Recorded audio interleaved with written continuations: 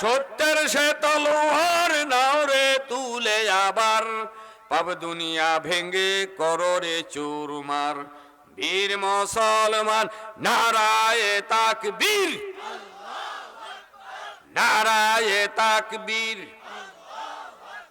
বীর মুসলমান ধরো আল কোরআন, বীর মুসলমান ধরো আল কোরআন, ফিরায়ে আনো সেই হারানো সম্মান। বীর মুসলমান নারায়ে তাকবীর, নারায়ে তাকবীর। মুসলমান ধরো আল কোরআন, বীর মুসলমান ধরো আল কোরআন, ফিরায়ে আনো সেই হারানো সম্মান। বীর মুসলমান হাতটাই বেমুসা করেন, নারায়ে তাকবীর। এতে কি আপনারা খুশি? কেমনে খুশি? আস্তে আওয়াজ দিলেন, নারায়ে তাকবীর। যে আওয়াজ শুনে ওরে ও মুসলমান, ভয়ে কাঁপিত কাফের বেঈমান। যে আওয়াজ শুনে ওরে ও মুসলমান, ভয়ে কাঁপিত কাফের বেঈমান। দাওরে হুঙ্কার করো রে তোলপাড়, পাবে দুনিয়া ভেঙ্গে করো রে চুরমার। বীর মুসলমান নারায়ে তাকবীর, নারায়ে তাকবীর।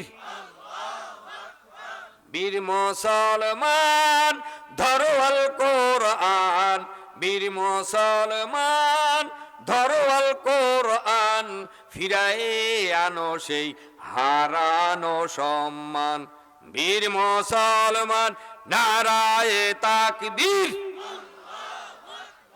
নারায়ে তাকবীর। যে ঈমান বলে ওয়ে বলিয়ান, শাসন করিত দুনিয়া জাহান। যে ঈমান বলে হয়ে বলিয়ান, শাসন করিত দুনিয়া জাহান। সত্যের সে তলোয়ার নাও রে তুলে আবার। সত্যের তলোয়ার কি? আরো জোরে। ধ্বংস করা যাবে, আগাম প্রজন্মকে ধ্বংস করার জন্য তারা শিশুদেরকে মারতেছে। আপনারা পেপার পত্রিকা, ফেসবুকে, ইউটিউবে আপনারা বিভিন্ন ভাবে খবরের মাধ্যমে জানতে পারছেন। সম্মানিত উপস্থিতি, এটা তাদের কত পাকানো নীল নকশা যে আগাম প্রজন্ম ধ্বংস করা, মুসলমান ধ্বংস করা ওদের নীতি হয়ে দাঁড়িয়েছে। সম্মানিত উপস্থিতি, আজকে আমরা কোরআনের বাড়িতে এসেছি। কোরআন আমাদের বুকে ধারণ করতে হবে। কি কথা ঠিক কিনা? কথা বোঝেন নাই? কোরআন আমাদের বুকে ধারণ করতে হবে। সম্মানিত উপস্থিতি, আল্লাহ তাবারক ওয়া তাআলা নারা আমরা দিয়েছি। বলেন তো দেখি, এই তাকবীর দেওয়ার কথা আল্লাহর কোরআনে আছে কি?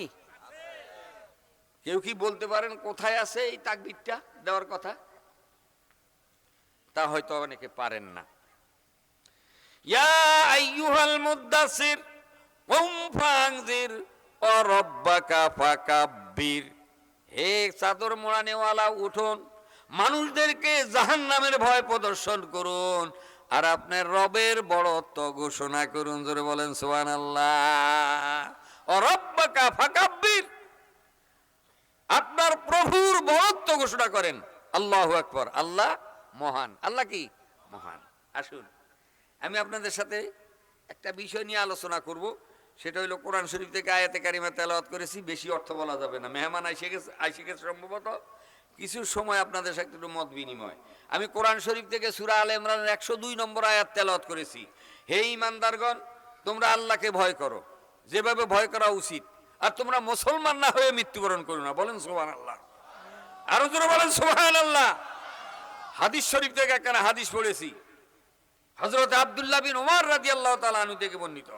তিনি বলেন, রাসূল করিম সাল্লাল্লাহু আলাইহি সাল্লাম বলেছেন, মানুষ যখন মারা যায় তখন তার আমল বন্ধ হয়ে যায়। আমল বুঝেন তো? কর্ম। কাজকর্ম বন্ধ হয়ে যায়, হাত নড়ে না, পাও নড়ে না, কথা বলতে পারে না, বসতে পারে না, উঠতে পারে না। এই কথা ঠিক কি না? কর্ম বন্ধ হয়ে যায়। তবে ইল্লা মিন সালাস, তিনটা জারি থাকে, তিনটা বিষয় জারি থাকে। কয়টা বিষয়? তিনটা বিষয় জারি থাকে। তার একটার মধ্যে হলো সদাকাতুন জারিয়া, সদকায়ে জারিয়া। আজকে এই যে আমরা কোরআনের বাড়িতে এসেছি, এই ঘরটা, এই মাদ্রাসাটা, এটা কি এমনি এমনি হয়ে গেছে? বলেন তো দেখি। নিশ্চিত আজাদ, যার নামে এই মাদ্রাসাটা, আজাদ আল হেরা একজন ব্যক্তি ছিলেন তো নাকি? আল্লাহ তাকে হায়াতে, আল্লাহ তাকে জান্নাতে সুউচ্চ মকাম দান করে, সকলে আমিন। আজকে তারা এই জমি দান করায়, আজকে এখানে মাদ্রাসা হয়েছে।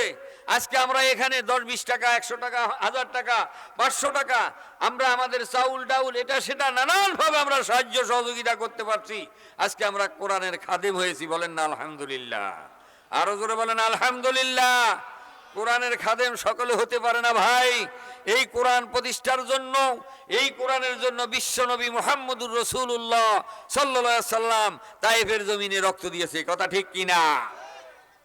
আল্লাহ রাসূল সাল্লাল্লাহু আলাইহি সাল্লাম মক্কাতে দাওয়াতি কাজ করলেন, মানুষের কাছে দাওয়াত পৌঁছালেন। মক্কার মানুষগুলি, তার আত্মীয় স্বজনরা তাকে ভালোভাবে দেখে নাই, তার উপর নির্যাতন, নিপীড়ন, জুলুম, অত্যাচার, স্টিভ রুলার চালিয়েছিল।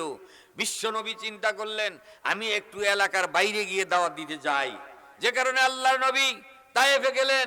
সেখানে গিয়ে তিনি হযরতে আবু বকর রাদিয়াল্লাহু তাআলা আনহুর দুঃসম্পর্ক এক আত্মীয়র বাড়িতে উঠলেন। সেখানে তিনি 2 দিন থাকলেন। এরপরে অবস্থা পর্যবেক্ষণ করলেন। এরপরে তিনি একটা সুযোগ সুবিধায় লোকদেরকে ডেকে তিনি দাওয়াত দিলেন, ইয়া কওমি ইবুদুল্লাহ মা লাকুম মিন ইলাহিন গায়রু। হে আমার জাতি, হে আমার দেশবাসী, তোমরা একমাত্র আল্লাহর গোলামি করো, আল্লাহর দাসত্ব করো, যিনি ছাড়া তোমাদের দ্বিতীয় কোনো হুকুমকর্তা নাই। এই দাওয়াতটা যখন দিল, আর বলল, ইয়া আইয়ুহান নাস, হে মানব মণ্ডলী, কুলু, তোমরা বলো, লা ইলাহা ইল্লাল্লাহু তুফলিহুন, তোমরা যদি বলো আল্লাহ ছাড়া কোনো ইলাহ নাই, তবেই তোমরা সফলকামী হয়ে যাবে।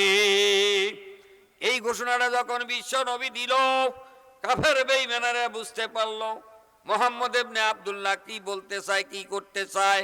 সাথে সাথে তারা কি করলো, দামাল ছেলেদেরকে আপনার লেলিয়ে দিল তার পিছনে।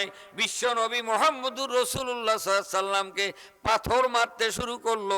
চারদিক থেকে বৃষ্টির মতো পাথর মারছে। আল্লাহর নবীর সঙ্গে ছিল হযরতে যায়েদ ইবনে হারেসা, বিশ্ব নবীর পালক পুত্র। সরকার মতো বিশ্ব নবীকে আপনার সেভ করার জন্য, নিরাপদে রাখার জন্য, পাথর থেকে তাকে মুক্ত রাখার জন্য, পাথরের আঘাত থেকে মুক্ত রাখার জন্য সরকার মতো তার চারপাশে ঘুরতে ঘুরতে একসময় হযরতে যায়েদ ইবনে হারেসা জমিনের মধ্যে লুটিয়ে পড়ল। আল্লাহর নবী লক্ষ্য করে দেখে যায়েদ পড়ে গেছে। নবীজি বলে, যায়েদ, দুনিয়ার মধ্যে বিশাল দায়িত্ব নিয়ে আল্লাহ তাবারক ওয়া তাআলা আমাকে এই পৃথিবীর মধ্যে পাঠিয়েছে। ও যায়েদ, তুমি কেন পাথরের আঘাত খেয়ে খেয়ে জমিনে তুমি লুটিয়ে পড়লে? আল্লাহ নবী কান্না করছেন। ও বন্ধুগণ, আসমান কান্দে, জমিন কান্দে, গাছপালা, পাহাড়, পর্বত, পাথর পর্যন্ত কাঁদে। বিশ্ব নবী মুহাম্মদুর রাসূলুল্লাহ সাল্লাল্লাহু আলাইহি সাল্লাম কিছু দূর যাওয়ার পরে তিনি হুজুট খেয়ে পড়ে গেলেন। দুষ্টরা এবার দেখলো পাথর আর কার গায়ে মারবো, আর দুষ্টরা তখন এসে বিশ্ব নবীকে দাঁড় করালো। আল্লাহ নবী পড়ে যায়, আর ওই দুষ্টরা রাসূলকে বাধ্য করে দাঁড়ায় থাকার জন্য, দাঁড়ায় চলার জন্য, যাতে করে ওরা রাসূলের গায়ে পাথর মারতে পারে। ও আমার বন্ধুগণ, আজকে বিশ্ব নবী মুহাম্মদুর রাসূলুল্লাহ সাল্লাল্লাহু আলাইহি সাল্লামের জীবনের একটা দিক বলছি। আরে আল্লাহ নবী কিছুদিন গিয়ে আবার তিনি পড়ে গেলেন। এভাবে দুষ্টরা তার পিছন থেকে চলে গেল। রাসূলুল্লাহ সাল্লাল্লাহু আলাইহি সাল্লামের শরীরের জামাটা রক্তে আপনার তার শরীরে রেগে গেল, পায়ের জুতাটা রক্তে আটকে গেল। বিশ্ব নবী এমন একটা আঙ্গুর বাগানের কাছে গেলেন। সেখানে গিয়ে আঙ্গুরের একটা লতাকে হেলান দিয়ে তিনি বসে আছেন। এমন সময় দূর থেকে ওই বাগানের মালি সে আসলো। আসার পরে রাসূলুল্লাহ সাল্লাল্লাহু আলাইহি সাল্লাম তার চেহারার দিকে তাকিয়ে বলে, কি হে আদ্দাস, জোরে বলেন সুবহানাল্লাহ। রসুল কি বলল? কি হে আদ্দাস, ওর সাথে রসুলের সাল্লাল্লাহু আলাইহি সাল্লামের কোনো দেখা নাই, কোনো সাক্ষাৎ নাই, কিন্তু রসুল তার নামটা বলেছে। আদ্দাস কিন্তু এই কথাটা শোনার সাথে সাথে তার নামটা এলো, ব্যক্তিটা বলে দেয়। এত সুন্দর মানুষ দুনিয়াতে কত মানুষ আমি দেখেছি, এত সুন্দর মানুষ তো আমি পৃথিবীতে কখনো দেখি নাই। আর এই সুন্দর মানুষটাকে রক্তাক্ত করেছে, সাদা জামা লাল হয়ে গেছে, পায়ের মধ্যে তার জুতাটা আটকে গেছে। আল্লাহর নবী বলে আদ্দাস, আদ্দাস বলে তাকে ডাক দেওয়ার সাথে সাথে তার উৎসুক বেড়ে গেল। আদ্দাস হতভম্ব হয়ে গেল, আশ্চর্য হয়ে গেল। এবার নবী বলে আদ্দাস, তোমার বাড়িটা কি নুনিয়াতে কিনা? এই কথা বলার পরে আদ্দাসের জবান খুলে গেল, বলে আপনি কে? আপনাকে তো আমি চিনি না, আর এত সুন্দর মানুষ তো আমি জীবনে কখনো দেখি নাই। আপনি আমার নামটা বলে ফেললেন আদ্দাস, আবার আমার বাড়িটা কোথায় সেই কথাটা আপনি বললেন নুনিয়া। বলল আদ্দাস, নুনিয়াতে একজন নবী ছিল, তার নাম ছিল ইউনূস আলাইহিস সালাম। সুবহানাল্লাহ বলেন। অসুবিধা হইতেছে? অসুবিধা হইতেছে? মেহমান আসা পর্যন্ত চলবে, রাজি আছেন তো নাকি? এখন আসলে এখনই উঠে যাব, 10 মিনিট পরে আসলে 10 মিনিট পরে উঠবো, আধা ঘন্টা পরে আসলে আধা ঘন্টা পরে উঠবো ইনশাল্লাহ। মেহমান আইসে গেছে প্রায়। আল্লাহর নবী বলে আদ্দাস, নুনিয়াতে একজন নবী ছিল, তার নাম ইউনূস আলাইহিস সালাম। বলে আপনি ইউনূস আলাইহিস সালামকে কেমন করেছিলেন?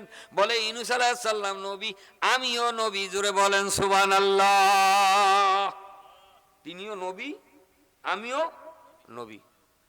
আদ্দাস এবার আদ্দাস দেখলো, আদ্দাসকে বললো আমাকে একটু গরম পানি করে দাও। সাথে সাথে সে কেটলি ভরে গরম পানি করে বিশ্ব নবী শরীরে ঢালতে শুরু করলো। জামাটা আলোক হলো, পায়ের জুতাটা আলোক হয়ে গেল। আল্লাহ নবী ওযু করলেন, 2 রাকাত শুকরার নামাজ পড়লেন। এমন সময় জিবরাইল আলাইহিস সালাম এসে বলে, ইয়া রাসূলুল্লাহ, ইয়া হাবিবাল্লাহ, আপনার অবস্থা দেখে আমি সহ্য করতে পারছি না। আল্লাহ তাআলা আমাকে ডাইনে 300 পাখা, বামে 300 পাখা দিয়েছেন। যেই পাখার গতি হলো এরকম 10টা দুনিয়া এক জায়গায় করে দিলে পরে, এরকম 10টা পৃথিবী এক জায়গায় করে দিলে পরে বিস্তীর্ণ একটা ময়দান হবে, জায়গা হবে। হযরতে জিবরাইল আলাইহিস সালাম ওই পাখা দিয়ে একবার বৈঠা টান দিলে পরে এরকম 10টা দুনিয়া পার হয়ে যাবে। আল্লাহ আমাকে সেই ক্ষমতা দিয়েছেন। নবী আপনি বলেন, ওই যে পাহাড়টা দেখা যায়, তায়েফবাসীরা আপনার সাথে যে ব্যবহারটা করেছে, ওগো আল্লাহ নবী আপনি বলেন, আমি সহ্য করতে পারছি না, এই পাহাড়টাকে উঠে নিয়ে তায়েফবাসীদেরকে আমি সমূলে ধ্বংস করে দেই। আল্লাহ রাসূল সাল্লাল্লাহু আলাইহি ওয়াসাল্লাম বলল, জিবরাইল, জিবরাইল, এই জাতিকে যদি আমি ধ্বংস করে দেই, হয়তো এরা আজকে আমার কথা শুনবে না, এরা হয়তো আজকে দ্বীনের কথা মানবে না, এরা হয়তো ঈমান গ্রহণ করবে না। তবে জিবরাইল জেনে রাখো, আগাম প্রজন্ম হয়তো এরা ইসলাম গ্রহণ করবে। আমি এদের জন্য বদদুয়া করব না। আমার দেহের উপরে মার গেছে, আমার দেহের উপরে নির্যাতন গেছে, আমার অশান্তি হয়েছে, আমার কষ্ট হয়েছে, আমি এই জাতিকে ক্ষমা করলাম, আল্লাহর কাছে দোয়া করলাম, আল্লাহুম্মা ইন্না কওমি ইহদি ওয়া হুম লা ইয়ালামুন। হে আমার রব, হে আমার মনিব, হে আমার আল্লাহ, এই জাতিকে তুমি হেদায়েত দান করো। কারণ ওরা আমার সাথে যে ব্যবহার করছে, যদি তারা জানতো আমি নবী, তাহলে ওরা আমার সাথে এই ব্যবহার করতো না। আমার সম্পর্কে ওরা জানে না। সুবহানাল্লাহ বলবেন না? নবী ছিল কি? দয়ার নবী, মায়ার নবী। আল্লাহ তাবারক ওয়া তাআলা বিশ্ব নবী মুহাম্মদুর রাসূলুল্লাহ সাল্লাল্লাহু আলাইহি সাল্লামকে রহমাতুল লিল আলামিন খেতাব দিয়েছেন। কি কথা ঠিক কিনা? আমার সালনাকা ইল্লা রহমাতাল লিল আলামিন। আল্লাহ তাবারক ওয়া তাআলা নবীকে রহমত হিসাবে পৃথিবীতে প্রেরণ করেছেন। বলেন না সুবহানাল্লাহ। ও বন্ধুগণ, আদ্দাস আল্লাহ নবীর খাদেম হয়ে পানি ঢালতেছে আর রাসূল সাল্লাল্লাহু আলাইহি সাল্লামের কাছে কথাগুলি শুনতেছে। এক পর্যায়ে রাসূল নামাজ শেষ করলেন, আর হযরতে জিবরাইল সাল্লামের কথার জবাব শেষ করে আদ্দাস এবার বলতেছে, আপনাকে আপনার পরিচয়টা একটু জানতে চাই। বিশ্ব নবী বলল, আমি হলাম মুহাম্মদ ইবনে আব্দুল্লাহ। আল্লাহ তাবারক ওয়া তাআলা আমাকে পৃথিবীতে প্রেরণ করেছেন মুহাম্মাদুর রাসূলুল্লাহ। মুহাম্মাদুর রাসূলুল্লাহ করে আল্লাহর রাসূল করে আমাকে পৃথিবীতে প্রেরণ করেছেন। আমি সেই মুহাম্মাদুর রাসূলুল্লাহ। সম্মানিত উপস্থিতি, বিশ্ব নবীর সেই তায়েফের ঘটনা, এটা আপনারা শুনি। বলেন তো কেন এই কষ্টটা করলেন? এই কোরআনের জন্য করেছেন। সুবহানাল্লাহ বলবেন না? আল্লাহু আকবার। আদ্দাস মুসলমান হয়ে গেল। আদ্দাস যে মালিকের বাগানের মালিক, ওই মালিকের ছেলে আদ্দাসের এই ব্যবহারে সে রাগ হচ্ছিল। মালিক দূরের থেকে নজর করে দেখে আদ্দাস কার যেন সেবা করতেছে। সে আগায় আসলো, এসে বলে, আদ্দাস তুমি কে কে চেনো? বলে আদ্দাস তখন চিন্তা করতেছে, আমি যদি এখন বলি ইনি রসুল, না জানি এর প্রতি আবার কোন নির্যাতন নিপীড়ন শুরু হয়ে যায়। আদ্দাস মুখ বুজে আছে আর আল্লাহ তাবারক ওয়া তাআলার কাছে, আল্লাহ তাবারক ওয়া তাআলার কাছে বিশ্ব নবীর হেফাজতের জন্য, বিশ্ব নবীর হেফাজতের জন্য, রক্ষণাবেক্ষণের জন্য আল্লাহর কাছে দোয়া করতেছে। সে আল্লাহর পথটা চিনেছে, সে রবকে চিনে ফেলেছে। বন্ধুগণ, ইয়া আইয়ুহাল্লাযীনা আমানুত্তাকুল্লাহ, হে মুমিনেরা তোমরা আল্লাহকে ভয় করো, হক্ক তুকতি, যেভাবে ভয় করা উচিত। আদ্দাস আল্লাহর কাছে প্রার্থনা করতেছে আর চিন্তায় অস্থির। ওদিকে মালিকের ছেলে কিন্তু তার প্রতি রাগারাগি করতেছে, আবার মালিকও চলে আসছে। এখন যদি এই লোকটা সম্পর্কে যদি আমি তার পরিচয়টা তুলে ধরি, তাহলে আবার এই লোকটার উপরে কি নির্যাতনটা শুরু হবে। ভয়ে সে কাঁপতেছে, থরথর করে কাঁপতেছে। মালিক বলতেছে, আদ্দাস তোমার কাঁপার হেতু কি? কেন তুমি এত কাঁপাকাঁপি? তুমি নির্ভয়ে বলো, তুমি নির্ভয়ে বলো, ইনিকে তোমার সাথে কি পরিচয় দিয়েছে? তখন আদ্দাস বলল, হে আমার মালিক, হে আমার মনিব, ইনি হলেন বিশ্ব নবী, আখেরি নবী মুহাম্মাদুর রাসূলুল্লাহ সাল্লাল্লাহু আলাইহি সাল্লাম। মালিক ছিল একজন শিক্ষিত ব্যক্তি। মালিক তৌরাত, জব্বুর, ইনজিল এই সম্পর্কে তার কিছু জ্ঞান ছিল। বিশ্ব নবীর আগমনের কথাটা সে জানতো। আজকে তার হাতে নাতে বিশ্ব নবী আজ তার বাড়িতে, তার বাগানে। সুবহানাল্লাহ। সাথে সাথে ইসলাম গ্রহণ করলো। বলেন না সুবহানাল্লাহ? ও বন্ধুগণ, তায়েফের মানুষেরা তাকে পাথর মেরে ওই তায়েফ থেকে তাকে বিতাড়ন করলো। আর এমন একটা জায়গায় আসলো, সেখানে বিশ্ব নবী এসে দুইজন মানুষকে ইমানদার পেয়ে গেল। জোরে বলেন সুবহানাল্লাহ। ভাইরা আমার, ইমান নসিবে লাগে। কি করেন? ইমান নসিবে লাগে। কি বলেন? ইমান নসিবে লাগে। ইমান যার নসিবে আছে, অবশ্যই সেই ইমানের দাবিতে বলিয়ান হয়ে সে আজকে এই জমিনের উপরে সে ইমানদারের দাবি নিয়ে সে চলতে পারবে। আর যদি তার কপালটা মন্দ হয়ে যায়, তার কপালটা যদি মন্দ হয়ে যায়, তাহলে সে ইমানের দাবি নিয়ে জমিনে বিচরণ করতে পারবে না, আল্লাহকেও সে ভয় করতে পারবে না। বন্ধুগণ, আসুন, বিশ্বনবী মুহাম্মদুর রাসূলুল্লাহ সাল্লাল্লাহু আলাইহি সাল্লাম এই কোরআনের জন্য মার খেয়েছেন। আমরা কি এখন এই কোরআনের জন্য মার খাইতেছি? কথা বলেন। মাইর আসছে, আছে মাইর আছে। ফিলিস্তিনবাসীদের অবস্থা কি? আমি পরশুকা ফেসবুক খুললাম, খোলার পরে দেখি এই কত 7 থেকে 8 বছর বয়স হবে একটা ছেলে, সে গাছের পাতা একটা ডাল, ওই ডালটা ভেঙে ক্ষুধার তাড়নায় সে ওই ডালটা চিবে চিবে, আমরা যেমন আমাদের বাচ্চারা কুসুর চিবে চিবে যেভাবে খায়, ও ওই ডালটা চিবে চিবে খাচ্ছে, আর ওই কাঁচা সেই পাতাটা চিবে চিবে খাচ্ছে। ও বন্ধুগণ, কি কষ্ট ওই দেশের মানুষের। ফিলিস্তিনের সেই মুসলমানদের জন্য কালেকশন চলছে, ফিলিস্তিনের এই মুসলমানদের জন্য টাকা কালেকশন চলছে, ওই দেশে টাকা পয়সা পাঠানো হচ্ছে। আমাদের দেশের গভর্নমেন্টও কিছু দিয়েছে, বিভিন্ন দেশের থেকে দিয়েছে, আম জনতা, তৌহিদি জনতা তারাও দিচ্ছে, এক একটা আপনার সংস্থার মাধ্যমে টাকা পয়সা পাঠানো হচ্ছে। ও বন্ধুগণ, তারা খাদ্য পেয়েছে 22 দিনের মাথায়। কে রক্ষা করেছে বলেন তো দেখি? আল্লাহ রক্ষা করেছেন, আল্লাহ রক্ষা করেছেন। আমরা তো আরামে ঘুমাইতেছি, আমরা আরামে খাচ্ছি, আমাদের চলন বলন। একটা শিশু এখন তার মরণ হবে, অল্প সময়ের ভিতরে তার মৃত্যু হবে। মৃত্যুর আগে সে বলতেছে, ইব্রাহিম আলাইহিস সালামের সাথে সে কথা বলতেছে, মুসা আলাইহিস সালামের সাথে কথা বলছে। ঈসা আলাইহিস সালাম, এই তো ইব্রাহিম আলাইহিস সালাম, এই তো মুসা আলাইহিস সালাম, এই তো ঈসা আলাইহিস সালাম। এরপরে সে মারা গেছে। বন্ধুগণ, তাদের কষ্টের জীবন, আজকে আমাদের জীবন আকাশ পাতাল ব্যবধান। আমাদেরকে একটু হিসাব করতে হবে, হিসাব কষতে হবে। আজকে ইহুদিরা একটু আগেই তো শুনলেন 70 থেকে 80 লাখ ইহুদি সারা পৃথিবীতে, সারা পৃথিবীটাকে তারা তছনছ করে বেড়াচ্ছে। তবে ওদের পতনও ঘনায় আসছে। বলেন না আলহামদুলিল্লাহ? আর বলেন আলহামদুলিল্লাহ। ওদেরকে আল্লাহ তাবারক ওয়া তাআলা বলেছেন মালুন, ওদেরকে অভিশপ্ত বলা হয়েছে। ওরা কোথাও জায়গা পাবে না। ওইখানে ফিলিস্তিনিরা তাদেরকে জায়গা দিয়েছিল, এটাই ছিল ওদের অপরাধ। আজকে তারা নিজের ভূমি থেকে তারা আজকে বঞ্চিত।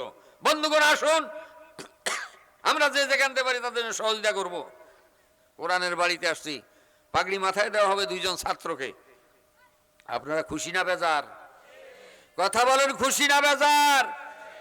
বন্ধুগণ, দ্বীনের জন্য, ইসলামের জন্য কষ্ট স্বীকার করতে হয়। জান্নাতে যাব, জান্নাতের প্রতিটা কাজই হলো কষ্টের।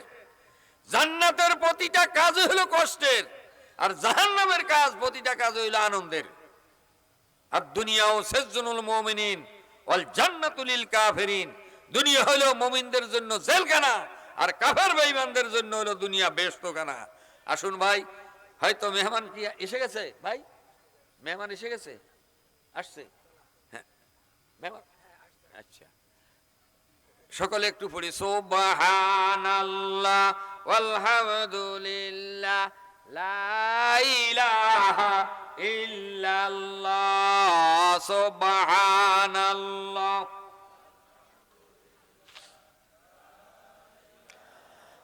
ইল্লাল্লাহ সুবহানাল্লাহ ওয়ালহামদুলিল্লাহ লা ইলাহা ইল্লাল্লাহ